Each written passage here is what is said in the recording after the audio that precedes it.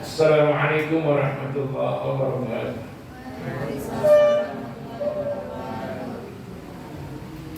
Alhamdulillahirabbil alamin wa bihi nasta'in ala umuri dunya waddin. Wassalatu wassalamu ala asyrafil anbiya'i wal mursalin wa ala alihi wa sahbihi ajma'in. Alhamdulillah nashkurullah ta'ala wa nusalli wa nusallim ala Rasulillah sallallahu alaihi wasallam. Wa tafaddalu iqra'u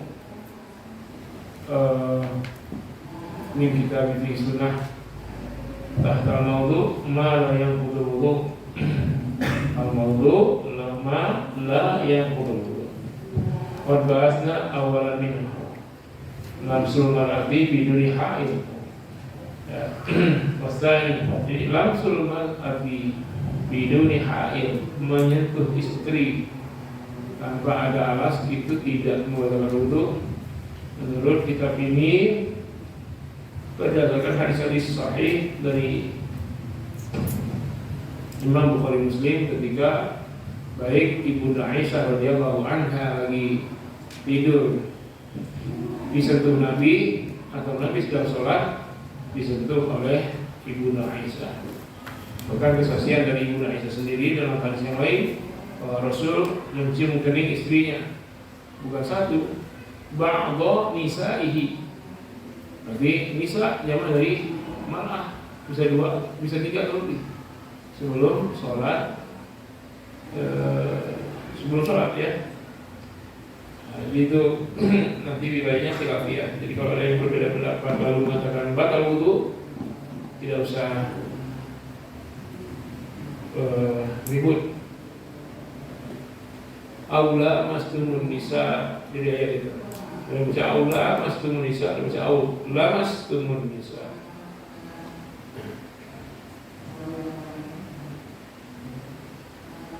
Tapi baru dilihat itu hadisnya, Ibunda Aisyah mengatakan Nabi mencium kening istrinya. Maka ada ulama yang berpendapat kalau istrinya itu tidak membalas ya tidak batal. Tapi kalau dia mencium kembali kening Rasulullah atau seorang istri yang dicium keningnya oleh suaminya, kalau dia membalas ciuman kening suaminya, maka itu membatalkan. Jadi berpendapat begitu. Kenapa? Karena kalau cuma dicium itu lamas. Kalau lamas penyalurannya jadi apa dia? Musyarakah, saling. Kalau tidak itu berarti tidak saling. Kalau tidak saling itu tidak batal. Itu pendapat. Nah, kalau ada pendapat pertama menyatakan menyentuh saja batal karena dia membaca ayatnya lamas tumun nisa. Kalau yang mengatakan tidak batal, ya, karena Nabi telah dalam hadis menyebutkan menyentuh. Nah, pendapat yang ketiga adalah kalau setelah disentuh balas menyentuh, nah itu baru batal. Kalau sentuh tidak balas, lalu dinyatakan tidak batal. Jadi ini khilafiyah. Kalian dalam ini boleh mengambil satu pendapat karena pertimbangan berbagai basic keilmuan dari sisi bahasa Arab, dari sisi hadis. Lalu kita ikuti mazhab yang sesuai dengan analisa kita. Namanya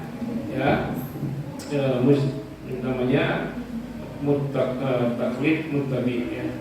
Mengikuti dengan ikut dan taklid dengan mengikuti dalilnya, bukan taklid tanpa mengetahui dalil para ulama. Wasani khurujud dami min ghairil makhraji mu'tad. Siapa? Khurujud dami min ghairil makhrajil mu'tadi sawa'un kana bijuhlin aw hijamatin aw ru'afin wa sawa'un kana qalilan aw kathiran. Qala al-Hasan radhiyallahu anhu ma zala al-muslimuna yusalluna fi jirahatihim, rawahu al-Bukhari.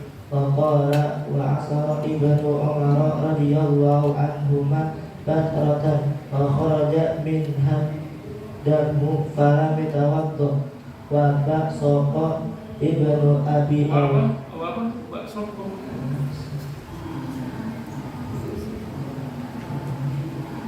Basoko, kan basoko, ada hamzahnya. Fabasaka ibnu Abi Aufa daman wa madha fi salatihi wa shalla Umar bin Khattab radhiyallahu anhu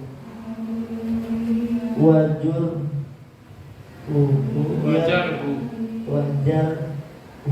ya Abu daman wa qad usibu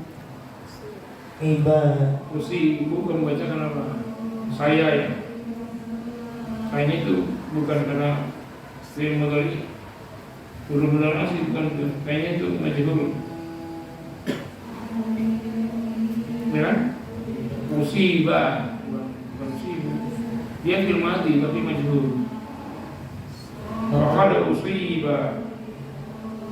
Faqad usiba Abbad bin Bashar. Ubbad. Kalau kamu baca ubbad berarti namanya ubbad. Kalau dia bisa juga ibad, jamak juga ibad, ubbad sama dari abdul. Faqad usiba Ubbad bin Bishrin bisihamin wa huwa yusalli fastamarra fi salatihi rawahu Abu Dawud wa Ibnu Khuzaimah wal Bukhari ta'liqan. Ya. Khurujud dami min ghairi makhrajil mu'tad. Keluarnya darah dari bukan tempat biasanya. Keluarnya darah dari tempat yang tidak wajar. Bukan nanti biasanya. Pada kondisinya ya, sawa'un kana bijarahin au hijamatin, sama saja apakah karena luka atau karena bekam, au ri'afin, apa itu? Apa namanya? Keluar dari hidung itu? Mimisan, ataupun mimisan. Sawa'un kana qalilan au kathiran, baik banyak maupun sedikit, baik sedikit maupun banyak. Ada yang mengatakan keluar darah itu batal wudu. Mimisan, lalu luka, baret, gores misalnya, lecet, jatuh, dia sudah wudu nih, mau ke masjid, lalu dia keseleo jatuh, lalu kena kawat, sedikit baret, luka, apa batal wudu? Keluar darah. Ada yang berpendapat batal wudu. Ini tidak batal wudu, baik keluarnya darah sangat banyak ataupun sedikit. Qala Al-Hasan radhiyallahu anhu, Imam Al-Hasan berkata, ma zalal muslimuna yusalluna fi jarahatihim. Ya. Senantiasa kaum muslimin salat dalam kondisi luka-luka pada tubuh mereka. Jadi pas jihad fisabilillah, sebagian ada yang kena pedang musuh bagian tangannya, ada yang kena kakinya, itu mengalah darah. Dan pedangnya masih ada darah di situ. Ketika habis perang mereka sholat, karena waktu sholat masuk, mereka sholat dengan pedang yang berlumuran darah, tubuh yang penuh luka. Berarti tidak batal wudu. Rawahu Bukhari, hadis riwayat Imam Bukhari.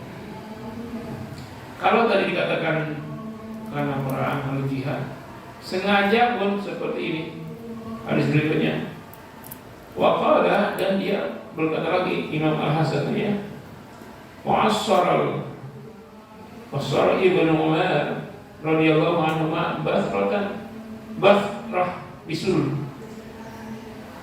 Ansar itu apa? Ansar itu apa? Memencet ya. Tapi bahasa Ansar itu sampai radikal gitu. Misalnya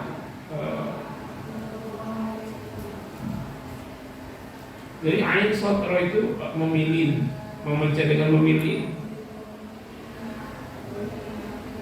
memeras, diperas, bukan mencet. Oh, kalau mencet kan mencet belnya, ini enggak, sampai keluar semua nanah bisulnya, sampai nanah putihnya keluar, darahnya pun keluar, itu asal.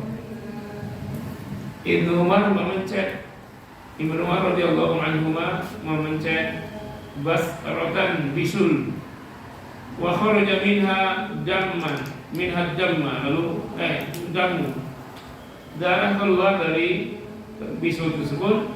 Falam yatawadda, lalu beliau tidak berwudu. Maksudnya pas dia sholat tidak berwudu. Ini mencet jerawat, mencet bisul, tidak batal wudu. Kalau bisul dipencet karena sudah saatnya ya. Kalau jerawat jangan dipencet, nanti akan bertumbuhan jerawat lain-lainnya. Biarkan aja si pencet sendiri. Yang penting kalian bersih, jangan jorok. Wa bashaqa Ibnu Abi Aufa damman wa madha fi salatihi. Bashaqa meludah, Ibnu Abi Aufa meludah dan keluar darah. Yang meludah keluar darah. Sering ada orang karena di dalamnya ada luka, apa tenggorokannya yang luka ataukah dalam tubuh yang lain. Kalau dia masih tenggorokan ke atas, insya Allah tidak bahaya. Luka-luka itu hanya sekedar iritasi di dalam saluran nafas itu. Tapi kalau dari dalam sekali, jangan-jangan luka dari paru, nah itu yang berbahaya. Nah, karena ketika ada penyakit tertentu, ya lalu pas meludah keluar darahnya, dan dia tidak membatalkan wudu, tetap saja beliau sholat dengan kondisi begitu. Wa madha fi sholati, lalu dia berlalu saja, tetap sholat tanpa berwudu lagi. Wa shalla Umar bin Khattab radhiyallahu anhu wajahuhu yas'abu damma. Ketika Umar bin Khattab sholat, darahnya masih mengalir. Di habis jihad sholat, itu darah belum berhenti, masih netes, masih ngalir. Beliau sholat saja. Menunjukkan begitu hebat sahabat ya. Jika waktu sholat masuk, walaupun dalam keadaan perang atau usai perang, tubuh masih berdarah, ya mereka berwudu lalu sholat. Ini melambangkan kegagahan. Yang kedua, melambangkan ketaatan. Tidak menunda sholatnya, menunggu darah ini dulu berhenti dari mengalir baru sholat. Ya. Ini terjadi zaman Nabi. Wa idza aqamta lahumus wa idza anta bihim fa aqamta lahumus salatan. Wa idza kunta bihim fa aqamta lahumus salat. Kalau engkau berada di tengah pasukan waktu sholat masuk, fa aqamta lahumus salat, engkau dirikan sholat bersama mereka semua pasukan. Sibuk nggak itu perang? Sibuk. Waktu sholat masuk dia memimpin perang, memimpin sholat dan memimpin perang Rasulullah. Mimpin perang, mimpin sholat. Jangan sampai waktu sholat kalian melakukan rapat muadibah.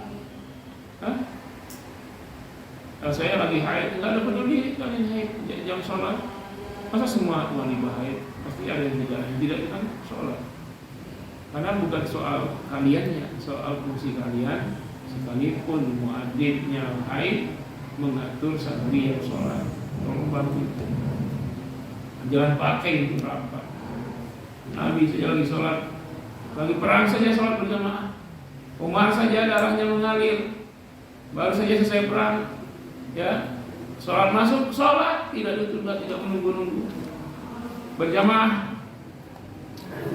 Kita belajar fikih harus mengambil hikmah, jangan sekedar lihat fikihnya aja. Oh kesimpulannya darah mengalir tidak batal wudu. Iya itu, tapi di balik itu ada apa? Ternyata sahabat tidak menunda sholatnya karena darah yang mengalir di tubuh mereka. Wa qad usiba Ubbad bin Bishr bi sihamin wa huwa yusalli fastamarra fi salatihi, rawahu Abu Dawud wa Ibnu Khuzaimah wa Bukhari ta'liqan. Ya, tertimpa kepada Ubbad bin Bishr mengalami tembakan anak panah, bisiham, tembakan panah di tubuhnya masih nancap. Wa yusalli, dia sedang sholat. Bayangkan tuh sahabat. Berarti dia perang sholat dalam keadaan dua. Lagi sholat, anak panah kena. entah ke bagian mana tubuhnya, dan anak panah itu masih lengket di tubuhnya, belum dicabut. Dan di sela-sela tembusan anak panah itu keluarlah darah. Tapi yang terjadi fastamar fi sholatihi, dia tetap sholat. Kalau perang, sholat perang nih, sholat perang, yang mulai perang, terus sakit itu.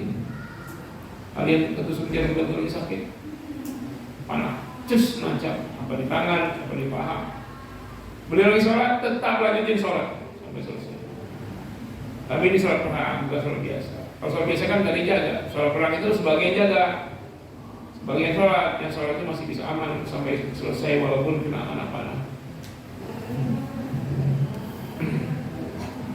Dari situ kita dapat pelajaran pertama bahwa keluar darah tidak pada wudu. Yang kedua, para sahabat dalam kondisi apapun tetap sholat di awal waktu. Mari saya sering bilang, jangan sampai azan ada masih makan, berarti dia tunda itu sholat dan makan. Kecuali kalau berbuka puasa, berpuasa azan makanlah. Nah, tapi pas makan ini mengganggu awal sholat, baik kita boleh. Tapi kalau karena qabliyah silakan, agak lama sedikit itu. Tapi kalau karena makan itu nggak ada alasannya. Orang lagi perang saja tidak menunda waktu sholat. Wa idza kunta fihim fa aqamta lahumus shalah, ya Muhammad, kalau engkau di tengah-tengah pasukan perang, maka waktu sholat masuk engkau fa aqamta lahumus shalah, engkau dirikan sholat berjamaah lahum bersama mereka. Surah Al-Nisa. Nah, selain fikihnya kita ambil semangatnya. Jadi ada di sini semangat jihad yang tidak melunturkan semangat ibadah mahdhah. Jihad tetap jalan, sholat 5 waktu tidak tinggal. Tidak ada alasan meninggalkan sholat karena jihad. Ya, walaupun ada keringanan dengan cara yang berbeda, hanya 2 rakaat. Ya, satu bersiap-siap menjaga pasukan, ya satu yang sebelumnya sholat. Agar tetap caranya. Di surat apa ketika surat itu? Ani saja ya. Surat apa namanya? Surat Khauf. Namanya Khauf. Khawatir karena perang. Al-Qai'u muntah. Sawa'u kana milkul fammi au duri. Walam yarid fi naqdihi hadithun yahtaj bihi. Muntah, baik muntah yang sepenuhnya keluar dari mulut atau setengah atau kurang atau sedikit, tidak ada yarid itu sama dengan nuzul Quran. Tidak ada muncul hadis, tidak ada muncul ya hadisun yahtaj bihi, tidak ada satu hadis menjadi hujah tentang batalnya sholat karena muntah. Batalnya wudu ya. Wudu. Sudah wudu dimuntah, wudunya nggak batal. Kecuali kalau muntahnya sambil kentut, nah batal. Bukan karena muntahnya, tapi karena ada itu. Batuk batal sholat enggak? Tapi batuk, nah itu batal itu. Karena kentutnya bukan karena batuknya.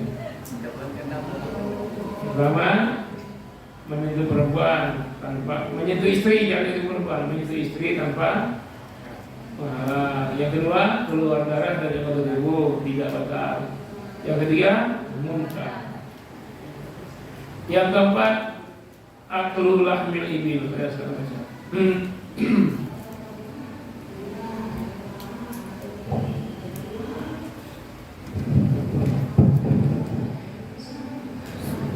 أكل لحم الإبل وهو رأى الخلفاء الأربعة وكثير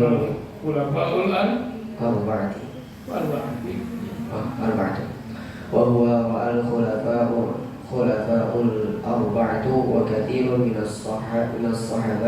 الصحابة والتابعين إلا أنه صح الحديث بالأمر بالوضوء منه. فعن جابر بن سمرة فعن جابر بن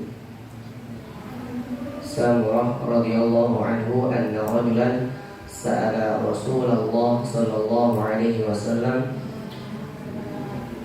أنا توضأ من لحوم الغنم؟ قال إن شئت توضأ وإن شئت فلا تتوضأ. قال أنا توضأ من لحوم الإبل؟ قال نعم توضأ من لحوم الإبل. قال أصلي في مرابد الغنم؟ قال نعم. قال أصلي في مبارك الإبل؟ قال لا. رواه أحمد ومسلم. وعن البراء بن عازب رضي الله عنه قال سئل رسول الله صلى الله عليه وسلم عن الوضوء من لحوم الإبل فقال توضؤوا منها. وسئل عن لحوم الغنم فقال لا تتوضؤوا منها. وسئل عن الصلاة في مبارك الإبل فقال لا تصلوا فيها فإنها من الشياطين. وسئل عن الصلاة في مرابد الغنم فقال صلوا فيها فإنها بركة. رواه أحمد وأبو داود وابن حبان. قال ابن خزيمة لم أرى خلافا بين علماء الحديث في أن هذا الخبر صحيح من جهة النقل لعدالة ناقليه. وقال النووي هذا المذهب أقوى دليلا وإن كان الجمهور على خلافه. انتهى.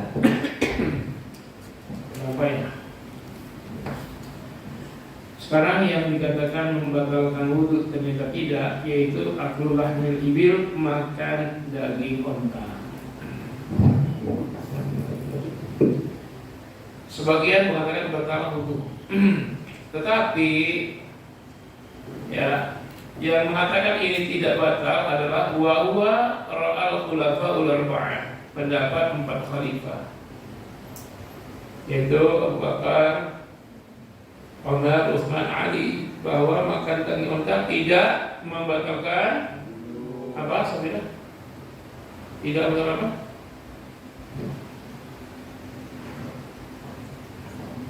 Hah? Apa Sabila? Enggak.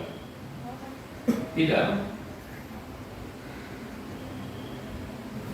Apa? Tidak. Tidak. Tidak membatalkan wudu. Pendapat siapa?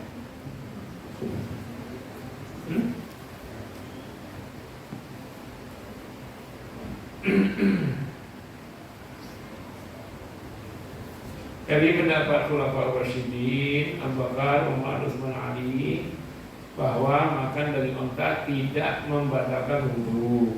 Itu yang pertama.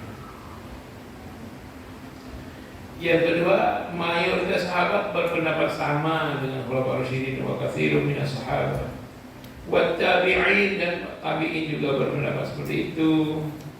Illa annahu, akan tetapi tentang hal ini sahal hadisi, ada hadis yang sahih bil amri bil wudu min akli lahmin ibil.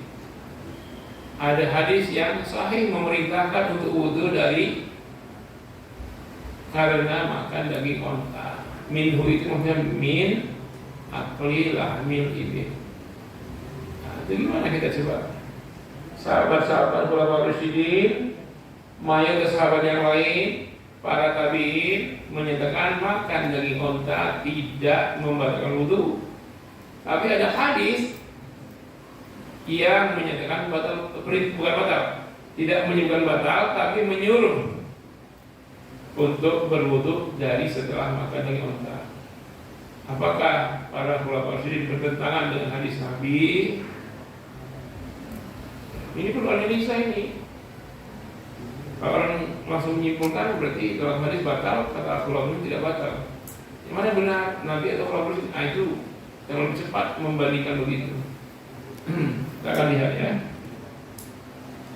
Fa'an Jabir bin Samurah radhiyallahu anhu anna rajulan sa'ala Rasulullah sallallahu alaihi wasallam. Dari Jabir bin Samurah bahwa beliau mengatakan seorang bertanya kepada Nabi, ana tawadda'u min luhumil ghanam, apakah kami harus berwudu dari mengkonsumsi daging kambing setelah makan daging kambing?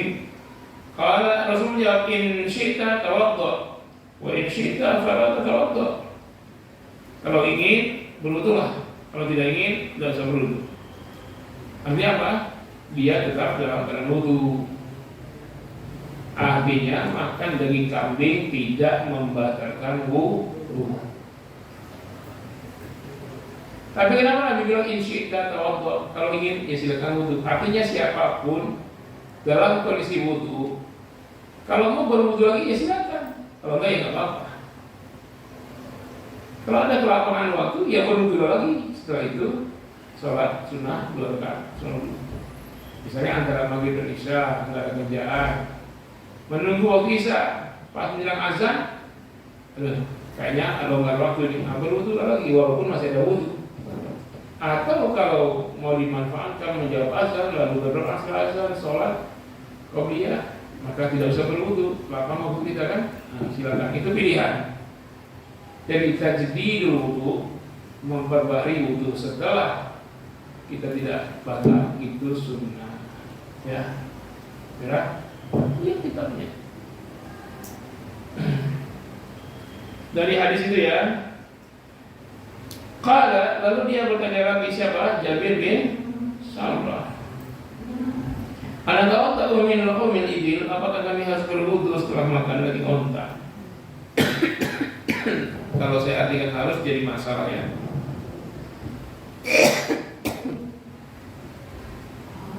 Jadi nggak usah artikan harus. Ana tawadda'u, apakah kami berwudu? Nah, kalau saya artikan harus.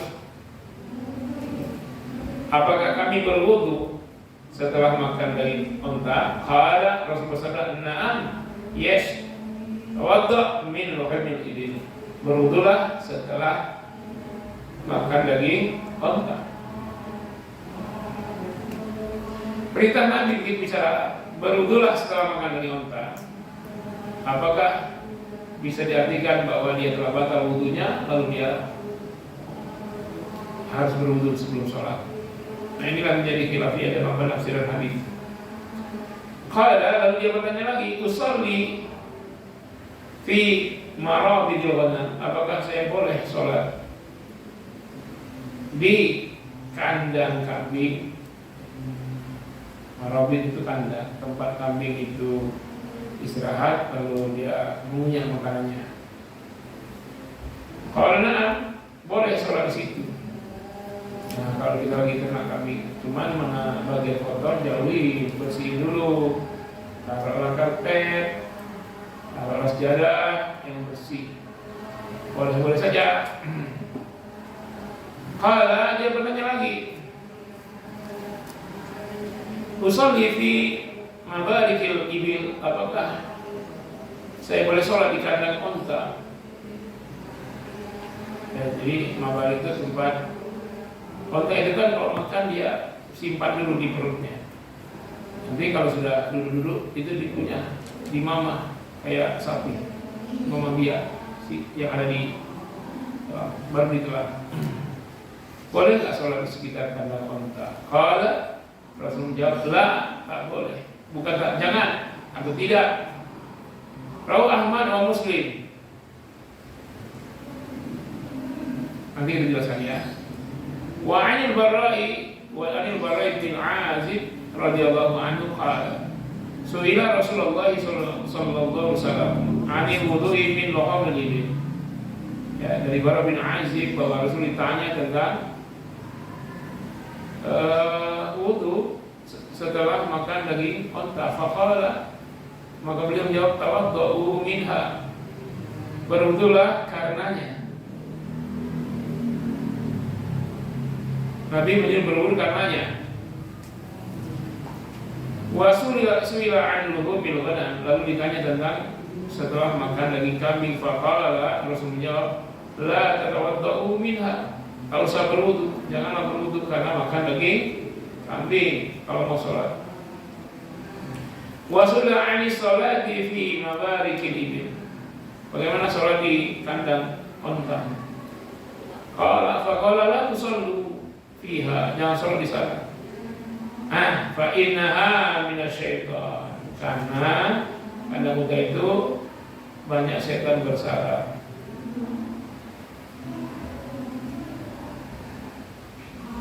Wasuila ani sholat fi marabidil ghanam. Bagaimana di kandang kambing sholat? Faqala sallu fiha, sholat di sana fa innaha barakah. Karena sholat di kandang itu berkah. Sholat sunat ya, sholat di masjid cuma. Kenapa sahabat sampai-sampai nanya sholat di kandang onta, kandang kambing? Karena sahabat itu kalau nggak ngapa-ngapain dia sholat. Lagi ternak kambing, lagi ternak onta, ibarat kita penjaga toko, pembeli lagi sepi, ngapain? Sholat, lalu kan sholat apa? Sunat. Kalau jadi waktu duha, sholat duha. Kalau masih sepi tokonya, sholat duha. Sudah selesai ya sholat muka, sholat sunat muka. Pokoknya nggak buang-buang waktu. Ada waktu, kecuali dilarang yaitu setelah subuh dan setelah asar. Ini kebiasaan sahabat. Dan ketika wudu batal langsung berwudu lagi, terjadi wudu. Rawu Abu Ahmad, Abu Dawud, wa Ibnu Hibban. Wa qala Ibnu Khuzaimah, lam ara khilafan baina ulama'i al-hadits. Ulama al-hadits, tiada khilaf. Aku tidak menilai adanya khilafiyah para ulama hadis fi anna hadzal khabari, bahwa hadis ini sahihun min jihatin naqli. Hadis ini sahih dari sisi pengambilan hadis tersebut li'adalati naqili, karena keadilan para penukilnya atau perawinya, semuanya adil. Hadis sahih, tidak ada khilafiyah tentang sahihnya hadis ini. Wa qala An-Nawawi, Imam Nawawi berkata, hadzal madhab aqwa dalilan. Pendapat inilah yang paling kuat dalilnya. Wa in kana jumhur, sekalipun jumhur mayoritas ulama ada khilafihi, menyelisihinya, intah titik. Jumhur ulama menyelisihi bahwa makan daging onta batal wudu. Hanya tidak batal, tapi hadis ini mengindikasikan batal wudu. Apa yang bisa kita jelaskan dari sini? Sementara jumhur ulama menyatakan tidak batal, seluruh khalifah Rasyidin mengatakan tidak batal, sebagian besar sahabat mengatakan tidak batal, tabi'in semuanya mengatakan tidak batal. Sementara isyarat hadis menunjukkan batalnya wudu. Padahal hadisnya sahih, rawinya kuat. Di sana ada Imam Ibnu Khuzaimah, Imam Bukhari ya, Ahmad, perawi hadis itu ya, tentang batalnya, bukan batalnya ya sudah, diperintahkan berwudu setelah makan daging onta. Kira-kira apa jawabannya? Analisanya. Pendapat mana yang benar? Batal wudu atau tidak? Ya kan? Padahal hadisnya ngomong ini gimana cara menganalisa hadisnya coba? Onta yang betul ada di sini. Anda boleh menganalisa dengan sesuatu yang tidak ada. Jadi lihat sinyal yang kuat dari hadis ini apa. Kalau ada yang menyebutkan onta makan kotoran, jangankan sholatnya, makannya pun nggak boleh. Tunggu dia tidak makan kotoran lagi sampai satu kali proses metabolisme baru boleh makan. Nah itu ya. Jadi kalau semata-mata karena makan daging onta itu batal wudu, ya. Nabi tidak menyebutkan fa'inaha tubtilul wudu. Nggak ada kalimat itu kan? Tapi Nabi menyuruh berwudulah setelah makan daging onta. Perintah itu tidak sampai kepada perintah wajib. Artinya lebih baik berwudu kalau setelah makan daging onta. Lebih baik berwudu. Apakah sahabat yang menyatakan kalau Abu Bakar, Umar, Utsman, Ali karena mengatakan tidak batal wudu setelah mereka makan onta lalu mereka tidak wudu? Mereka tetap berwudu mengamalkan perintah Nabi. Tapi ketika mengatakan sampai membatalkan wudu, mereka tidak setuju. Kan berwudu lagi walaupun tidak batal itu kan sunnah. Namanya tajdidul wudu, memperbarui wudu supaya semakin cerah, terang. Al-ghurrul muhajjalun itu ketika berbangkit. Ingat al-ghurrul muhajjalun yang bercahaya, ketahuan dia umat Nabi, yaitu seperti domba yang hitam, dia kuda hitam di antara semua, kuda putih di antara semua kuda hitam. Sangat beda ketahuan siapa umat Nabi. Nah itu dengan berbanyak berwudu. Jadi perintah Nabi ketika berwudulah setelah makan di unta itu bukan berarti wudunya yang ada sebelum makan daging unta itu batal karena makan daging unta.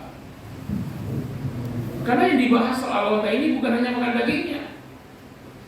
Beliau berkata jangan sholat di kandang unta itu. Di kandang kambing bagus berkah. Di kandang unta, itu banyak setan di situ. Setan banyak bersarang di situ. Bukan berarti sholatnya jadi tidak sah, karena susah khusyuknya, banyak godaannya. Tapi di kandang kambing tidak banyak godaannya. Jadi yang menjadi objek pembicaraan dari makan daging unta itu bukan karena makan daging untanya lalu berwudu, karena kemungkinan setan banyak yang menempel. Nah itu berwudu mengusir setan, membersihkan setan. Boleh pengertian setan, boleh pengertian mungkin penyakit di kandang unta. Karena virus itu kan disebut setan dalam Al-Quran. Ini kalau analisa kesehatan mungkin ya. Nah jadi karena hadis ini sebagian beranggapan bahwa makan daging onta batal wudu karena hadis-hadis tersebut. Tetapi satu pun hadis ini tidak mengatakan indikasi bahwa batal wudu. Nabi tidak memberi batal wudu, tapi Nabi memberikan. Sebenarnya kalau hanya pakai hadis ini, yang dipakai itu perintah Nabi. Kenapa? Al-aslu fil amri wujud. Prinsip dari perintah Nabi menunjukkan wajib. Larangan litahrim, haram. Jangan sholat sana, haram. Tapi sekarang larangan itu kalau ada ikot, ada yang dari lain, maka larangan itu tidak sampai haram sehingga paling tinggi makruh. Kalau ada dari lain menyebutkan berwudu setelah makan daging unta, tapi ada dari lain yang menyatakan tidak haram, tidak batal, maka larangan Nabi itu sampai kepada, atau perintah Nabi itu hanya sampai kepada sunnah, tidak sampai kepada wajib. Nah sehingga kita berkata bahwa tidak batal wudu, tetapi lebih baik berwudu. Artinya ulama Rasyidin mengatakan tidak batal. Sebagian besar sahabat juga sudah bersama. Para tabi'in mengatakan tidak batal. Mereka kalau mengalami hal seperti itu bukan berarti mereka tidak wudu, mereka juga berwudu.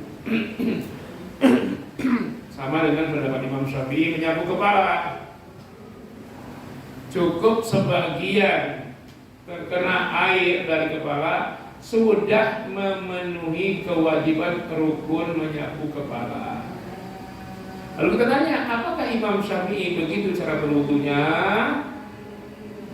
Tidak.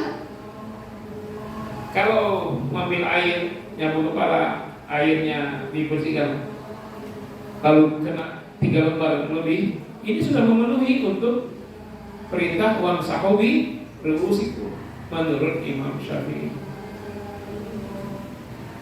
Lalu di hadis-hadis Nabi wudunya sampai ke apa namanya? Punuk itu apa? Tengkuk sampai balik lagi kan? Nah, sungguh pun Imam Syafi'i menyatakan ayat berdasar ayat tersebut sebagian rambut kena air sudah memenuhi rukun atau kewajiban. Kita tanya sekarang, apakah Imam Syafi'i berwudu dengan cara hanya menyentuhkan 3 helai rambut? Tidak. Imam Syafi'i tetap berwudu sebagaimana Rasul melaksanakan, yaitu seluruh kepalanya sampai ke tengkuk dan balik lagi sampai ke jabah.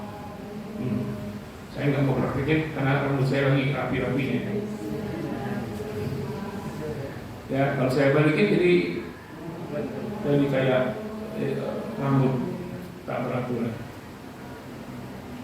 Nah, jadi kita katakan dari pendapat Imam Syafi'i saja soal menyapu kepala itu wajibnya kena sebagai rambut.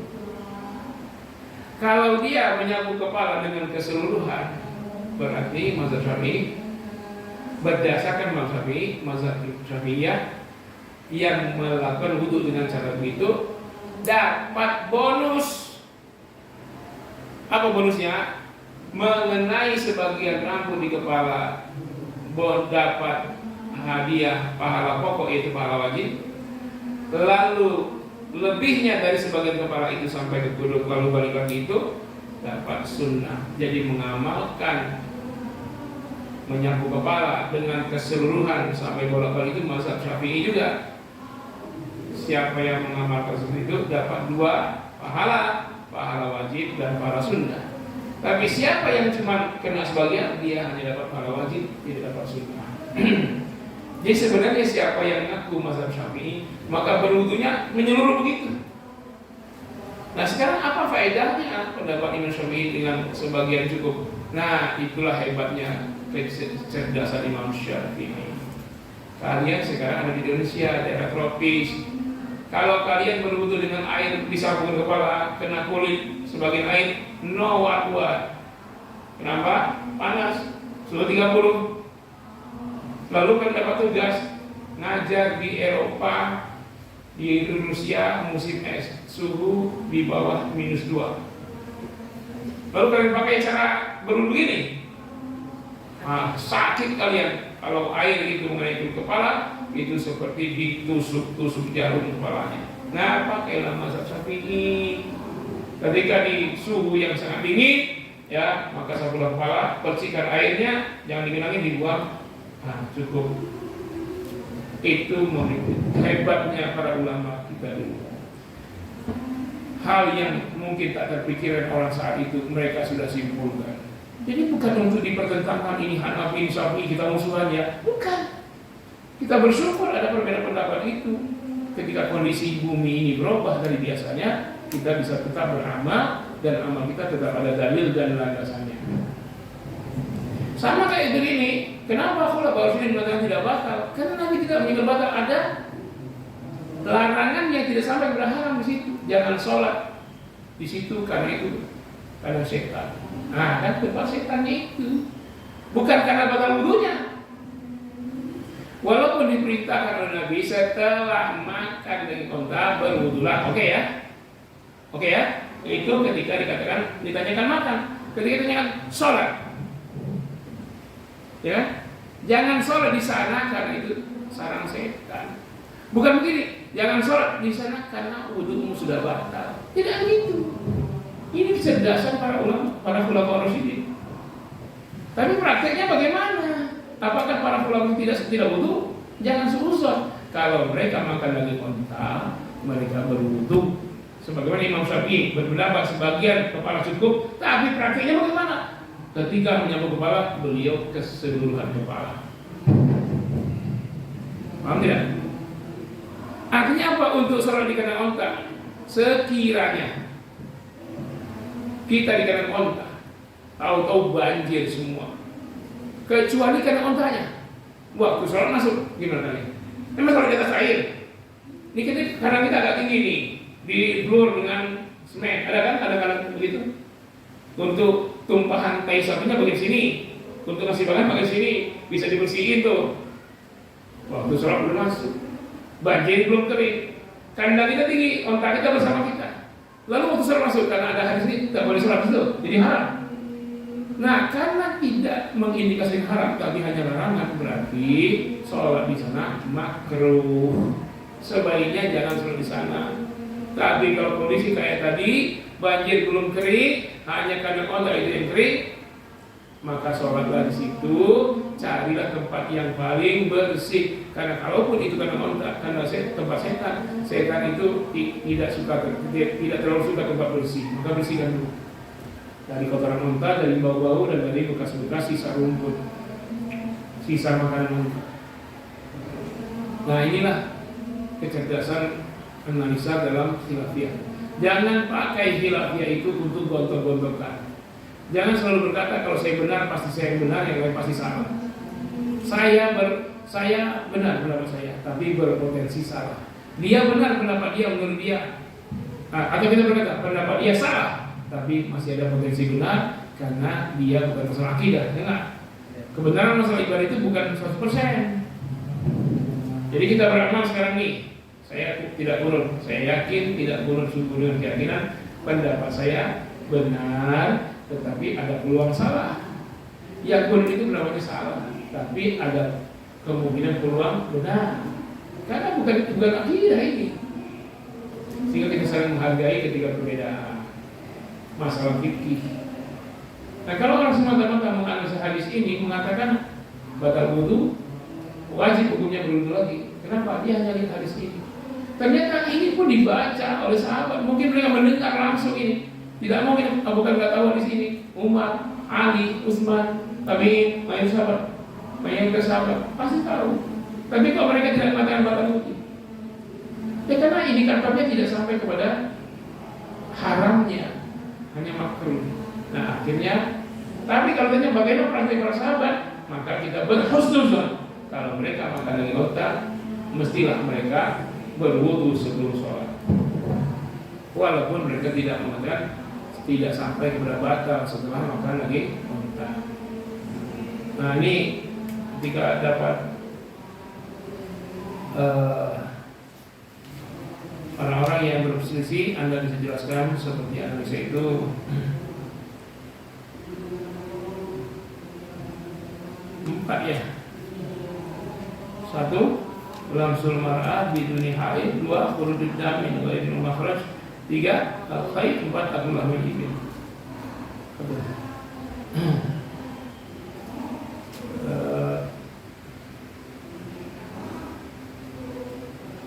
Al-khaid. Apakah dia? Empat ya. Lima, syakkul mutawatti'u. Syakkal mutawatti'u fil hadasi. Seorang yang berwudu ragu-ragu apakah masih berhadas. Besok aja lah. Saya yang tanya enggak. Tetapi tinggal 3 ya. Hah? Sampai 7 kan? Nah, bisa dah, habis ini aja. Coba yang lain. Syak. Silahkan. Habisin lah, masih jam 5 atau 11.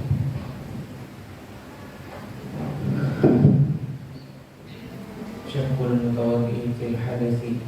Idza syakkal mutatahhiru hal ahdatsa am la yadurru syakku wa la yantaqidu wudu'ahu sawa'an kana fi salati aw kharijaha hatta yatayaqqana annahu ahdatsa fa'an Ubbad bin Tamim an amihi radhiyallahu anhu qala syaka ila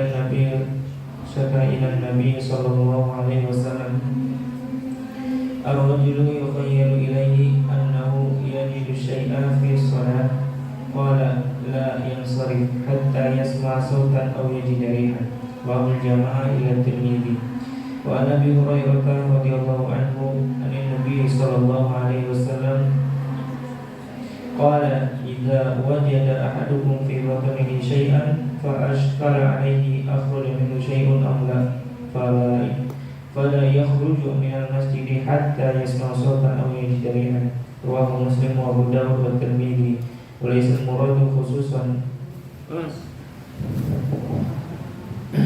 setelah itu laysa al-muradu khususan. Kenapa dibedakan? So, tidak ada khusus. Kan itu mudah, tidak boleh kan? Khusus, jangan khusus. Laisa al-muradu khususan sami'i sauti wa sima'i sauti wa wajdanir rihi balil umdatul yaqinu bi annahu kharaja minhu syai'un. Qala Ibnu Mubarak idza syakka fil hadathi fa innahu la yajibu alaihi al-wudu'u hatta yastayqana istiqana yaqdiru an yahlif alaihi. Amma idza tayaqqana al-hadatha wa syakka fi at-taharati fa innahu yalzamu wudu'u bi ijma'il muslimin. Sekali dengan sembilan karena alkohol di sholat. Yang ke-7 tafsilul baik.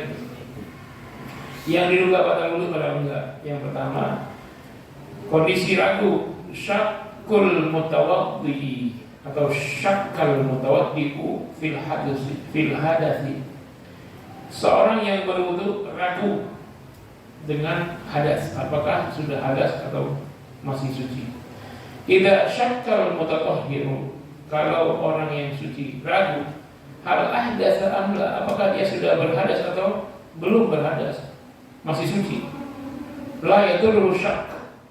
Syak itu tidak merusaknya.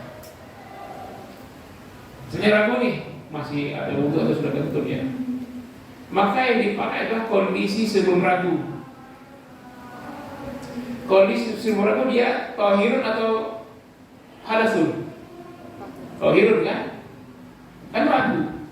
Syak itu keraguan-raguan yang nilainya 50-50. Syak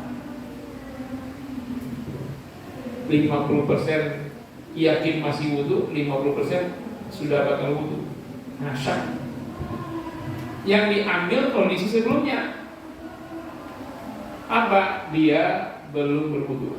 Ada orang bantah, ragu masih wudu apa enggak? Masih ada, udah harus atau belum?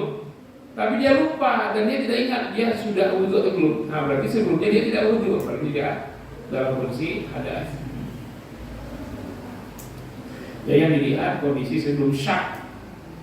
Wala yang tapi itu wudu. Ya.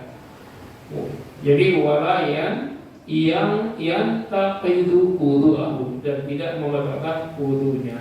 Kalau syak 50-50, ragu-ragunya, keyakinan masih suci atau sudah batal itu sama 50%. Apalagi yakin masih tohar, masih mutahhar itu 51 sampai 99%, maka dia tidak benar-benar tidak batal.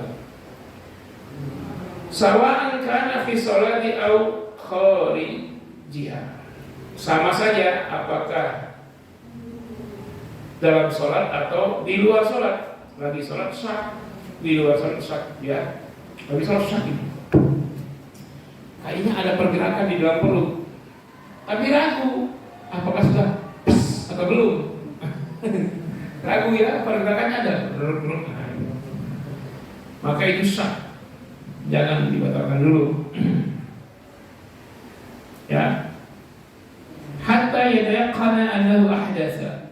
Sampai betul-betul yakin bahwa memang telah keluar ada hadas. Kayaknya tadi ada pesnya dikit tuh kayaknya. Rasa ada gelembung di belakang. Ya itu kalau batal gitu. Ya. Ada rasanya. Tapi kalau nggak ada gitu belum yakin, belum batal wudu. An Ubadah bin Tamim an ammihi radhiyallahu anhu qala syaka ila Nabi sallallahu alaihi wasallam ar-rajul. Seseorang syaka mengadu kepada Nabi sallallahu alaihi wasallam. Ya. Apa yang dia lakukan? Yukhayyilu ilaihi ya, terhayal olehnya annahu yajidu syai'an, dia mendapati sesuatu fi sholat, dalam keadaan sholat ada sesuatu. Maka Rasul menjawab, qala la yansarifu hatta yasma'a sautan aw yazida riha. Jangan batalkan sholat sampai betul-betul mendengar suara atau mendapati aroma buang angin. Rawahul jamaah illa Tirmidzi. Wa an Abi Hurairah radhiyallahu anhu an Nabi sallallahu alaihi wasallam qala idza wajada ahadukum fi batnihi syai'an, seorang mendapati di perutnya ada sesuatu, fa ashkala alaihi, dia ragu terhadap sesuatu itu, akhraja minhu syai'un am la, apa yang keluar dari situ atau tidak, ragu dia. Fala yakhruj minal masjid hatta yasma' sautan aw yajida sampai betul-betul ya mendengar bunyi atau mencium bau. Rawahul Muslim Abu Dawud Tirmidzi. Walaisa muradu, tapi tidaklah yang dimaksudkan oleh hadis tersebut ya khusus sima'is saud, spesial mendengar bunyi atau wawijdani rih, mendapati aroma ya sebagai tolak ukur, bukan itu. Bukan karena suara bunyi atau bau tercium, bukan itu yang menjadi patokan utamanya. Tetapi al-amdatul yaqin, yaitu yaitu tiang keyakinan, yaitu keyakinan pastinya bi'anna kharaja min syai', apakah keluar sesuatu dari situ. Jadi kalau misalnya tidak tercium bau, tidak terdengar suara, tapi yakinnya di hati kayaknya keluar, walaupun tak terasa, tapi yakin di hati itu keluar, ya batal. Tapi karena dia masih ragu, yang meyakinkan itu bunyi suara, aroma tak sedap, itu yang meyakinkan. Nah, kalau tanpa bunyi dan tanpa aroma dia yakin batal, udah batal dia, walaupun tak terdengar suara, tak tercium bau. Tapi kalau masih ragu, yakin tidak yakin, batal dan yakin tidak batal, itu masih 50-50, dipastikan dengan bunyi suara dan aroma. Paham?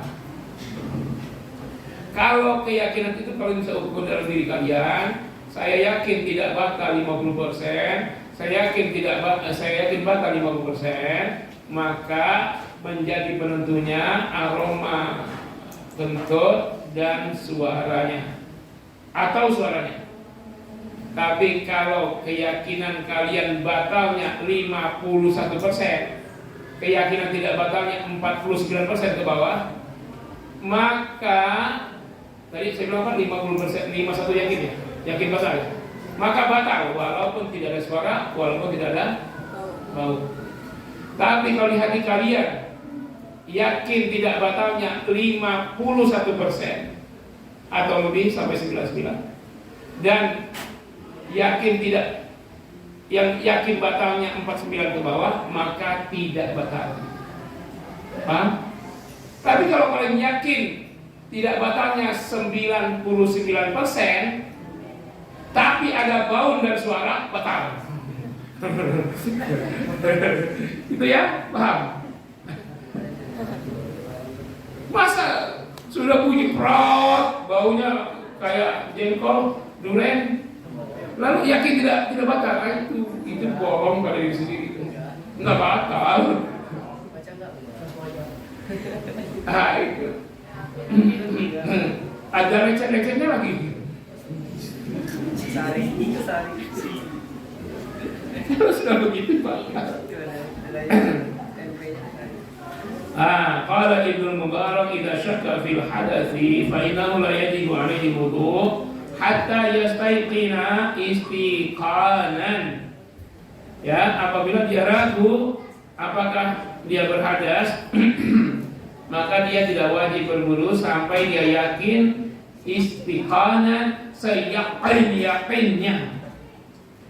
Sampai seyakin apa? Yaqdiru anna yahlifa alaihi, bahwa dia bersumpah atasnya. Maksudnya yakin tidak batalnya itu sekuat keyakinan sumpah. Makanya jangan ragu setelah itu, yakinkan sholatnya, teruskan dan selesaikan sampai salam. Dari tingkat keyakinan tidak batalnya, naikkan seperti kalian bersumpah demi Allah. Kadar keyakinannya. Amma, tapi sebaliknya. Amma idza taiqanul hadatsa wa syakka fit thahara. Kalian yakin hadasnya dan ragu tentang sucinya, fa innahu yalzimul wudu, harus berwudu bi ijma'il muslimin. Ini ijma' para ulama. Jadi keluarnya angin dan terdengarnya suara dan tercium aroma itu dalam rangka menguatkan keyakinan, bukan karena suara dan karena baunya. Ketiga, syakun. Tapi kalau sudah jelas bunyinya itu nggak usah ragu lagi bahwa itu batal. Sudah jelas baunya nggak perlu lagi. Ini bau nih, bau kentut. Ini kentut semut kayaknya, bukan manusia. Nggak mungkin semut kentutnya gitu, beda. Terakhir, yang benar, al-qahqatu fi shalah, ketawa saat sholat. Nggak batal. Cuma nanti orang yang lihat di bawahnya kali rumah sakit jiwa. Allahu Akbar.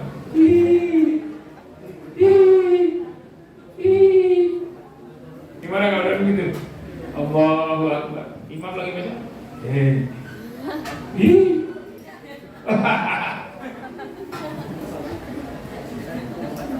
Hah? Enggak batal. Oh, wudunya ya, wudunya tidak batal. Maksudnya wudu yang batal wudu. Ya. Tapi sholat juga belum batal kalau ketawanya itu bukan karena sengaja ketawa. Misalnya memang ada ayat-ayat surga, lalu dia terhayalkan dia telah masuk surga ketika dia mendengar ayat Imam Sudais. Lalu dia tersenyum sampai ada suara ketawanya, itu tidak batal. Kenapa? Dia seimbang dengan menangis, karena itu luapan emosi. Ketika orang baca ayat neraka, kalau dia menangis, batal nggak sholatnya? Ketika orang baca ayat surga, dia tersenyum dan ketawa, batal nggak? Sama, menangis emosi, ketawa emosi, tidak batal sholat, tidak batal wudu. Tapi bukan karena ayat, bukan karena mendengar ucapan imam yang isinya menyentuh kolbu, dia menangis saja. Kenapa dia menangis? Teringat baru diceraikan suaminya. Apa tahu tuh? Atau dia lagi sholat, teringat kelucuan Haji Bolot. Dia ketawa lagi sholat, batal. Nah, jadi sebab emosi muncul itu apa? Kalau ketawanya karena keindahan sorga dari ayat yang dipahami, dia tersenyum, maka sama kondisinya seperti dia menangis ketika ayat neraka dibacakan. Itu bukan emosi, tidak membatalkan sholat dan tidak membatalkan wudu. Tapi yang bukan karena sholat perbuatannya, berarti perbuatan di luar sholat menyebabkan batal. Dia ketawa kenapa? Dia teringat kucing salto, batal dia. Bukan karena ayat tentang surga. Ya. La tangkudul wudu. Tidak usah berwudu li adami sihatin ma wurida fi dzalik, karena enggak ada satu hadis yang sahih dalam hal ini. Kedua, ya talsilul mayit, yang lain dia belum. Memandikan jenazah la yajibu minhu wudu li dha'fi dalilin. Ya, dalil naqdin.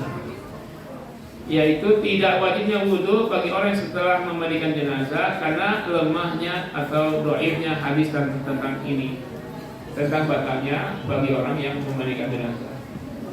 Tapi begini, setiap para ulama tidak ada kaitan dengan apa yang diamalkan. Ketika dia mengatakan memandikan jenazah tidak membatalkan wudu.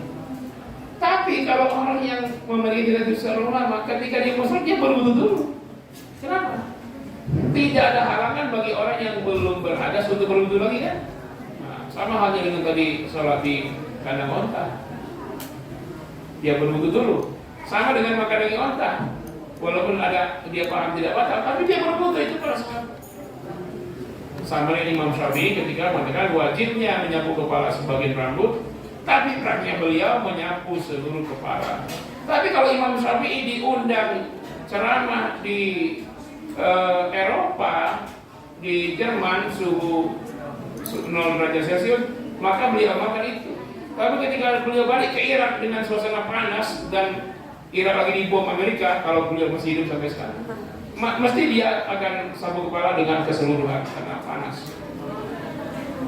Paham?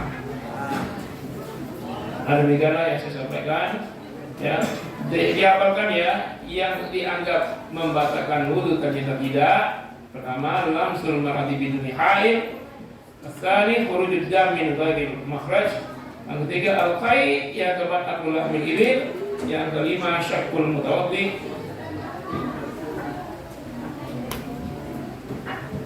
Pada syaku aja ya, syakul mutawaddi ya, fil hadatsy bukan syakul.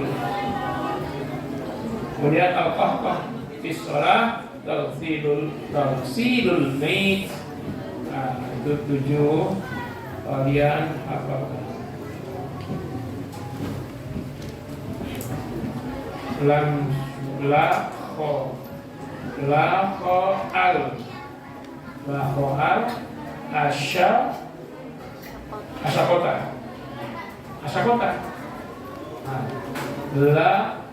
La kho al asyakota. La langsung bukan sya. La kho huruf dam. La kho al-qai'u akala lahmi ibil. Syakul mutawaddi fil hadzi Allah. Kemudian al-qota koh. Nah, tarsilul mayt. Apakah setiap poin itu juga dalilnya?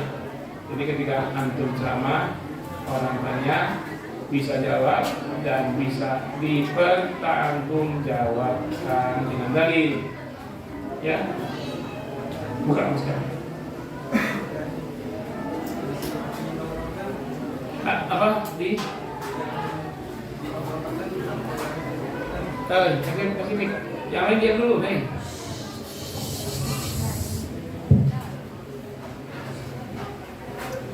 Ustaz, ini kan hal-hal yang tidak membatalkan wudu. Di nomor 4 itu kan memakan daging unta. Apakah jika ada seorang muslim yang memakan daging hewan laut seperti ikan dan sejenisnya itu membatalkan wudu atau tidak? Makan hewan laut? Ya, daging hewan laut. Itu tidak menjadi pembahasan. Sesuatu yang tidak menjadi pembahasan berlakulah hukum asal. Seperti ada makan batal wudu enggak? Nah, semua yang dimakan secara umum tidak membatalkan wudu. Yang menjadi pembahasan ketika memakan onta ada perintah berwudu. Nah, perintahnya kalau sampai kepada wajib berarti membatalkan wudu. Tapi kalau perintah itu hanya sampai kepada perintah yang hukumnya sunnah, maka tidak membatalkan wudu. Artinya dia tetap lebih baik berwudu walaupun tidak batal. Jadi apalagi hewan laut, tidak ada dalilnya sama sekali hewan laut itu suci. Maitatu halal, kan? Airnya ma'uhu tahurun wa maitatuhu al-hillu maitatu. Ya, bangkainya saja halal. Tapi dia ada ini, hewan laut itu biasa ada bau amisnya gitu. Iya, nggak ada kaitan. Jadi masalahnya bukan membatalkan wudunya, nggak perlu berwudu lagi. Tapi kalau mau sholat berjamaah, bersiwak saja. Sama kayak makan jengkol, batal wudu nggak? Makan bawang, batal wudu nggak? Tapi ada orang tidak kuat bau jengkol, bau bawang, maka dia tidak perlu berwudu lagi, hanya sikat gigi. Sikat gigi cukup ya. Tidak batal wudu. Oke? Baik, itu saja. Insyaallah kita akan sambung lagi berikutnya dengan tema yang berbeda. Terima kasih, mohon maaf. Assalamualaikum warahmatullahi wabarakatuh.